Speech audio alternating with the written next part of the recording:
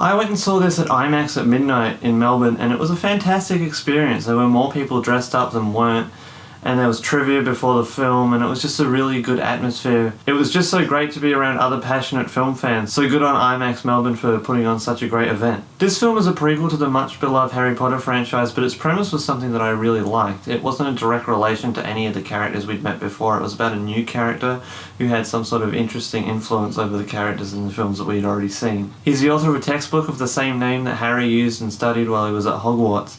And that to me was just a really cool idea. Eddie Redmayne plays this character, and he does so really well, as he often does. But to me the best character in the film was Jacob Kowalski, played by Dan Fogler. Having a Muggle as one of the main characters in the film was something we haven't really seen before, and I feel like that really helped the film. As much as I love the premise, it was frustrating finding out that actually finding the creatures and learning about them for the textbook all of that had happened before the film actually started, and that was what I was really looking forward to seeing. The subplot of this movie is dark, and that wouldn't only be an issue, but it was quite tonally different from the main plot of the movie. They were so tonally disconnected that it felt like it was two different movies at some parts. The tone of the subplot felt like it was like a Stephen King written horror movie. It had Ezra Miller, who surprisingly played quite a big part in the movie despite not really being in any of the marketing material that much.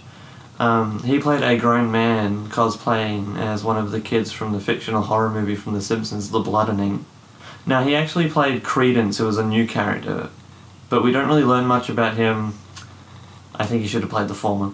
On rare occasion in this film, there was some weird delivery of lines and some jarring cuts that just weren't great. For a big budget movie like this, the CG wasn't flawless either. Like, I noticed some shots that were quite noisy, and some of the textures were really flat, and it just really shouldn't happen in a film like this. As I said though before, I saw it in IMAX 3D, and they've actually done something kinda new with this film where it has frame-breaking 3D. I really appreciated that they're trying something new, and I think that it was successful for the most part.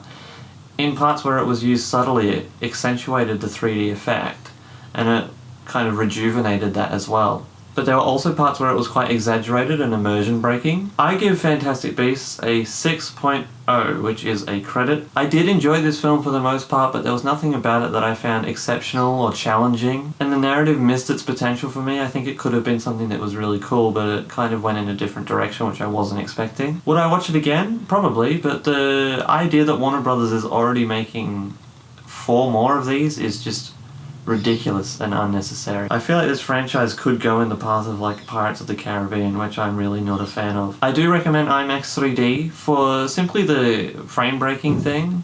It's not like a new technology, but it's like a new way of presenting it, and it hasn't really been done in mainstream cinema yet. Like always, if you agree or disagree, I'm sure you will, feel free to let me know in the comments below. Thank you so much for watching this, and until next time, bye.